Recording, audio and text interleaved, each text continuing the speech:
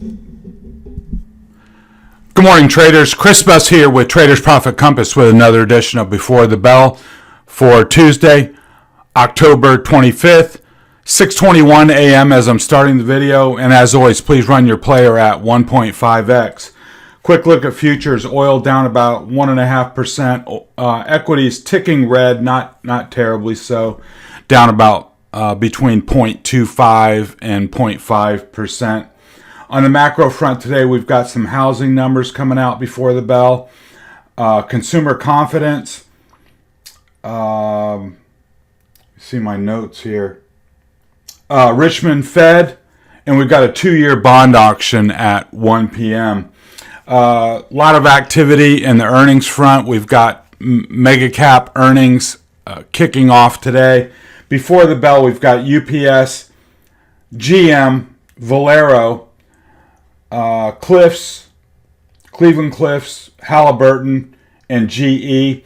And then after the bell, we've got Microsoft, Google, Visa, Chipotle, and Texas Instruments. And then tomorrow, after the bell, we've got Meta.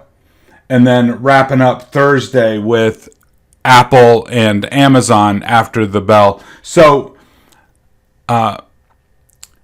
probably behoove you, if you're an active trader, to watch these names as they head towards earnings for either a run-up or a pullback, depending on the flows. But usually as you head towards earnings, you get a little bit more volatility. So there could be some good intraday trading opportunities, and we'll go over those key pivot points and stuff like that here in a minute. Taking a quick look at the dollar, just consolidating here between 111 and 114. I think the thing to be ready for is what you're going to do on either a breakout or a breakdown. Keep the relationships in mind. A breakdown would in general be good for equities, be good for commodities because they're all settled in dollars, would be good for gold and silver.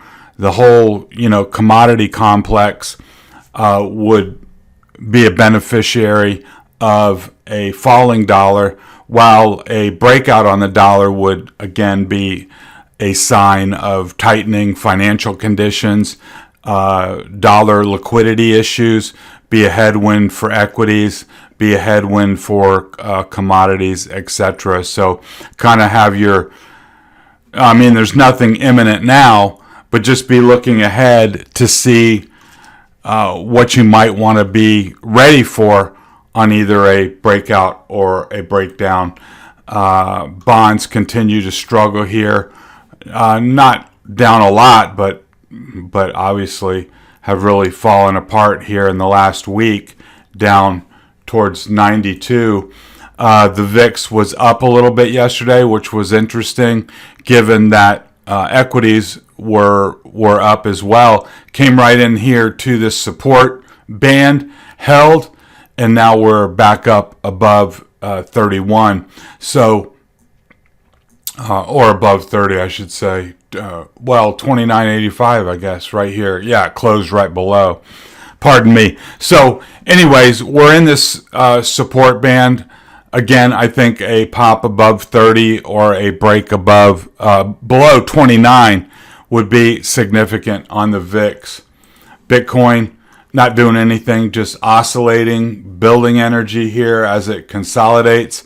Oil had kind of a wide-ranging day. It was down $2 on the open, and then they bought that right back up towards 85. You can see the 8 and 20 day acting as resistance. I think the next breakthrough will take you up into the 88 range, or on a pullback down to this 82.50 range. Obviously, we've spent really the last week right in this range. So price is kind of deciding what to do. Nothing happening on gold yesterday. We had brought that chart into focus on this little breakout of the downtrend.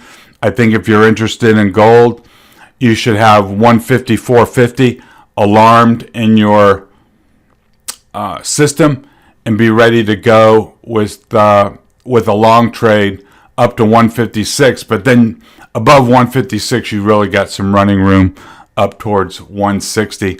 I would imagine that it's going to take some weakness in the dollar to get that, or some geopolitical chaos, something like that. But anyhow, the chart has a double bottom in place, which has my interest peaked on gold. NYMO, grinding higher here at 31.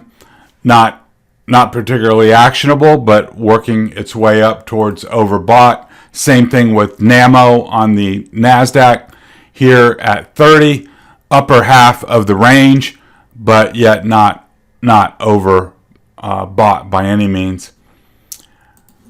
Moving on to SPY, good day, up 1.2%. You can see here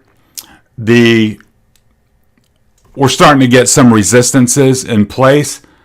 You've got the 38% fib retracement here in black, and you've got the declining 50 here coming right in at the top of yesterday's candle as well. So it's really got to clear this 380 level to open up a move towards 385, 388, 390, right in that range.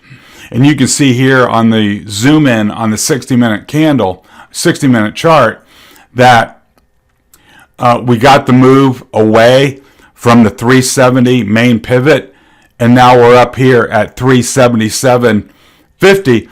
I think that's your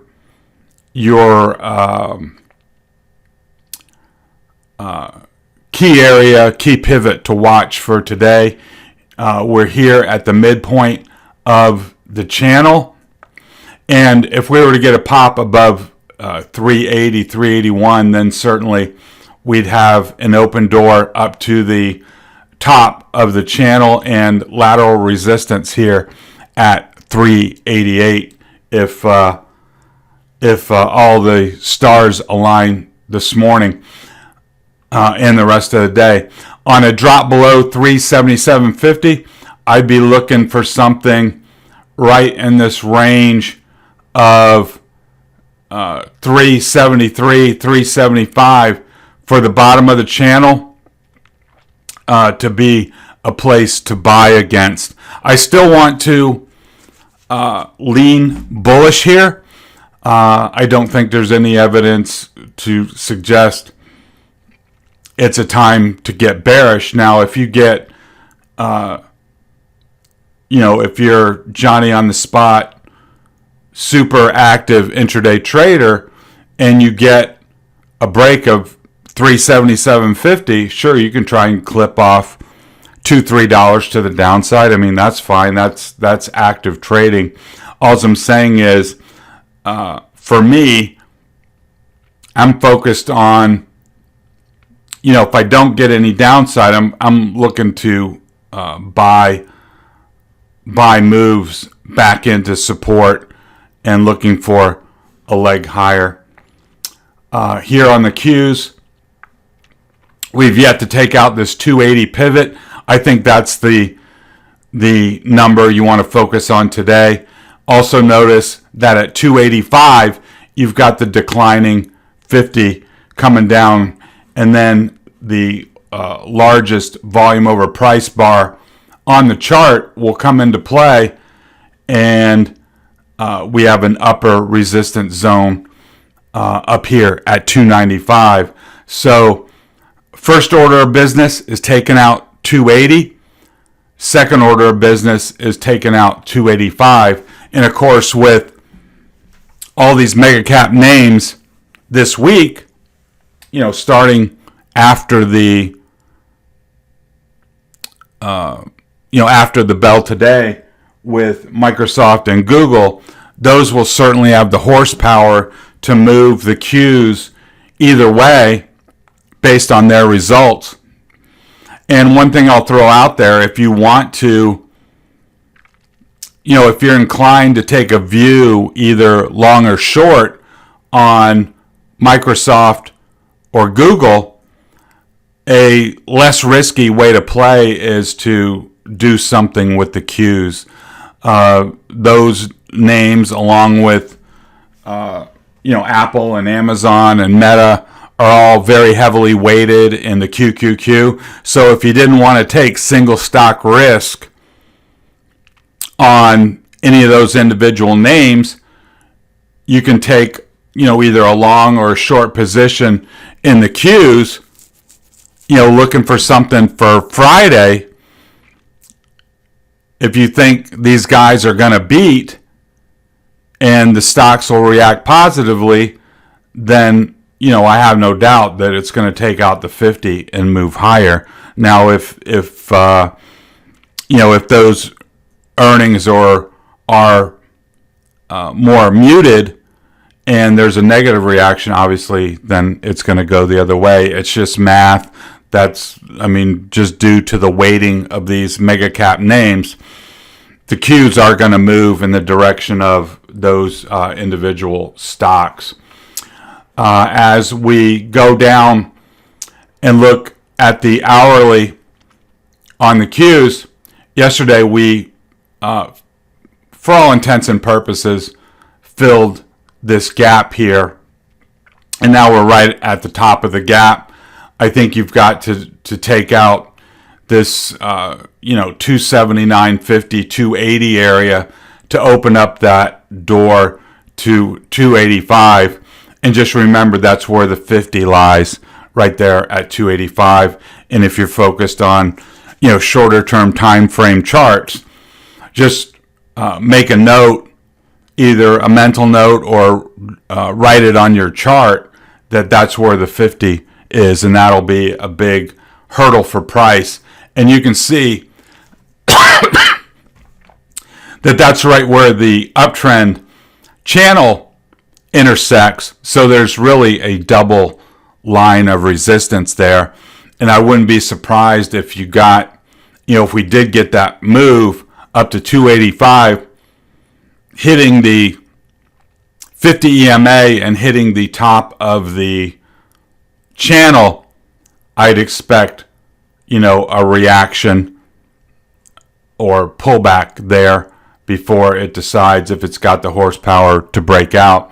So if you were carrying along from yesterday, or you get long this morning on a breakout and you get that $5 move, I would seriously consider either going to the bank and then taking the mindset price has to prove it, or rolling your strikes up to 285, making a trip to the bank, but then staying long there. So that's kind of how we play these types of things when you got price coming into a well-defined resistance area.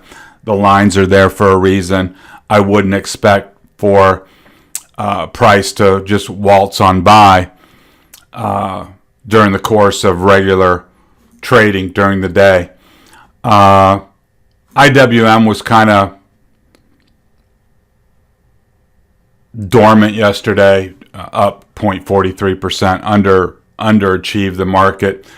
I've got a little level here on this value area at a little over 174 and a half, and you notice you've got the declining 50 here, and then you've got a more significant line of resistance along 176, 177 there for IWM to really make some progress and open the door up towards 182.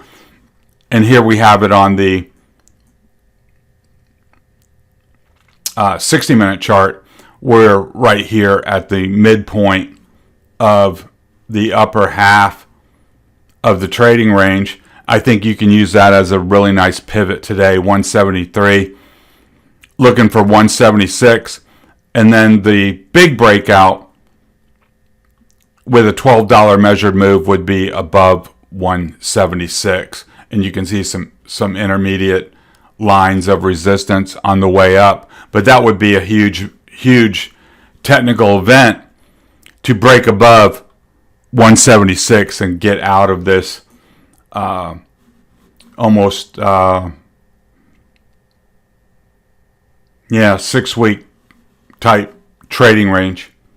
Moving on to Meta, nothing really much happening, to be honest. It's still in the downtrend channel. There was some good intraday trading yesterday. However, we had a deep look below and then a recapture of this 127, which shot price up, and then it pulled back. I think some of that might have been related to some chatter on social media that TikTok was going to be banned, which would obviously help Meta. But then in the afternoon, those rumors looked to be fake news, and then price pulled back. So I think all the pivots that we've been looking at over the last, however many, couple of weeks at least, are still in place. Apple had a really, really nice day yesterday. We opened right down here at the bottom of the gap. We got a pullback down into 146, and then that reclaim at 147 was your technical buy. And then we spent the rest of the day grinding higher to eventually close this gap. Now that we're at the top of the gap, we got to see if there can be a pre-earnings push to go up, fill this gap, come up to the top of the channel, or even higher ahead of earnings up here in this 152.50 area, and then potentially up into 154.5, 155. That would be a really nice pre-earnings run for Thursday. So it's got really 3 full days to do that. It's got today, tomorrow, and then into Thursday after the bell. But if Microsoft and Google have really bad reactions, it's probably going to bleed through into Apple. I did hear a report this morning that Apple is raising services prices, stuff like Apple Music and Apple TV, stuff like that. They're raising prices. I did not hear the amount or anything like that, but that may be somewhat of a boost today on Apple. Tesla still kind of pinned down. I think your pivot today is 215. You've got roughly a $5 to $7 gap up here to 222, and then you've got a line of resistance at 225. You'll have to decide, if it does make a push, do you want to buy 215, or are you just going to let it go and wait to see if price can do a bigger breakout at 225 to go higher. Microsoft also had a nice day. 2% filled this gap. So now we're right up to 247.50. The next line of resistance is 250. So we'll have to see if there's any kind of pre-earnings push today ahead of the report after the bell today. So really at a key spot, I think above 250, then you've really got more room to run up towards 256, and then you've got another gap at 260 to be aware of.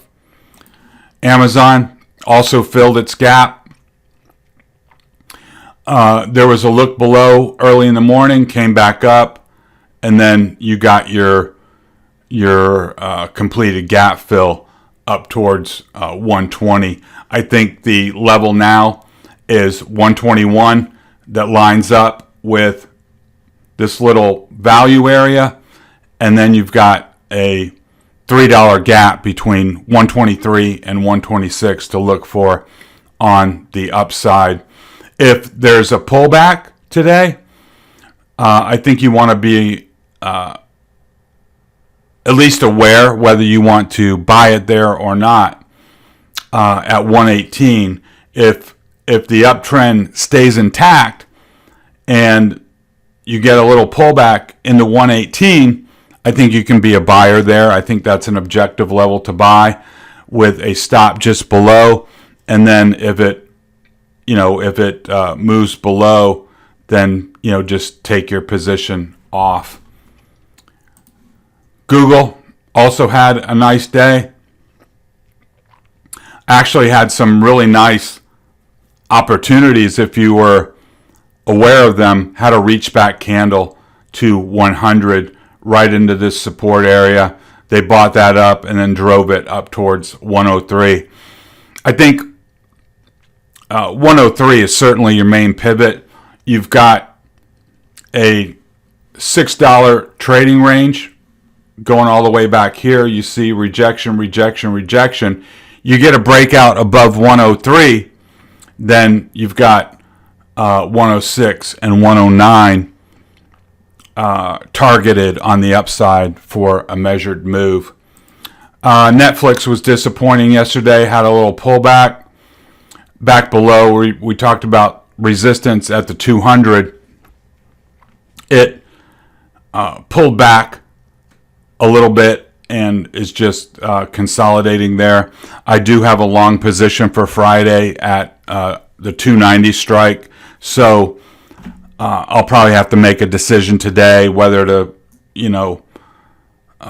stick with it or just cut it loose and wait for a breakout above 290. I don't want this thing to decay too tremendously, waiting for something to happen. So I may be forced to make a little decision there today. SMH is above the main pivot here at 185, but obviously having some trouble here. You've got the downtrend line and you've got the midpoint here at 190 that need to be taken out for the possibility of higher. And if for some reason 185 were to fail, I think that's an objective short, simply because you've got this main line here that I think is very important, and because semiconductors have been so weak. And remember, we got Texas Instruments after the bell, pretty highly weighted in the SMH. So may not know anything until after Texas Instruments reports, but pretty close to that 185 pivot. I think you should be aware of it. ARC, holding support here at 1475. G, still unable to recapture that 3150 pivot. And the 8, you can see the 8-day pinning it down. And the 20-day coming in right at the top of the downtrend channel. So there's definitely work to do on the upside to, if it's going to break out. You got this high volume over price bar here. I wouldn't personally try to front run that. I'd want to have, price at least get above 3150 and then see what it does. I think if it's going to break out, you're going to have plenty of time and plenty of room to make a lot of money if it makes a run. But down in this area could be very frustrating if things kind of just, slog along. Flagship fund, kind of same deal. Pinned below the 36, bottom of the range. Pinned below the 8-day. You got a downtrend line there. Let's see if price can break above 36 and get something going to the upside before, going hog wild on the long side. ARC W, same thing. Down here below the range, you got to get 46 before you can get very excited about ARC W on the long side, in my opinion. If it does that, totally different situation where you would have taken out the downtrend line, recaptured the trading range, and then you'd have a very objective long against 46 that you could take. Valero had a good day, up 1.5 or 1.16%, but making progress. We got earnings before the bell, so something should probably happen here. I decided to leave my position. It's not large. I think they're going to offer a good report and a good outlook due to the crack spreads and the demand for diesel, but we'll just have to wait and see. I usually don't do it, and maybe I'll learn my lesson yet again. Anything can happen on earnings, but I'm hopeful that they'll have a good report. And then ExxonMobil continues to move higher, not by a lot, 0.7%, but with oil down and these integrated and refining names continuing to move higher, if there's some kind of move in oil, I think these things will just accelerate to the upside. So staying long XOM. Keep in mind that ExxonMobil reports on Friday, as does Chevron. So keep that in mind and keep your expiration dates in mind as well. If you're long calls into Friday, you're not going to want to see, any kind of big pullback. Those will hurt quite a bit. So you'll have to pick a spot as a target, or if you're farther out in time, say you got November calls, then you can make a decision if you're going to hold through earnings or not. So not a lot of big movement yesterday. I think we'll either see a run up in the mega cap earnings or muted price action today, waiting for those big names to report. So we'll have to kind of see what we got today, and just stay objective with your trades, respect your stops, and then you won't get hurt, and you'll give yourself a maximum opportunity to make some money today if you get if you get a signal to take a trade. Always keep your stops in place and respect them if it doesn't work out. So let's leave it there.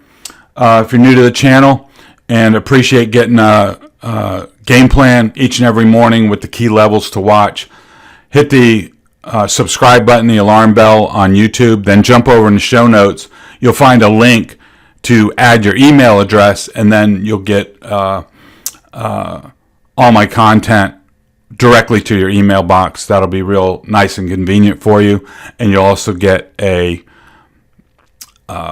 invite to our trading room where we'd love to have you join the crew. I think you'd get a lot of benefit from that. Even if you can't participate real time during the day, you can scroll through and see some of the names that people are calling out that you may not be aware of. So let's leave it there. Hope you guys have a good day of trading. This has been Chris Buss with Traders Profit Compass. Talk to you next time.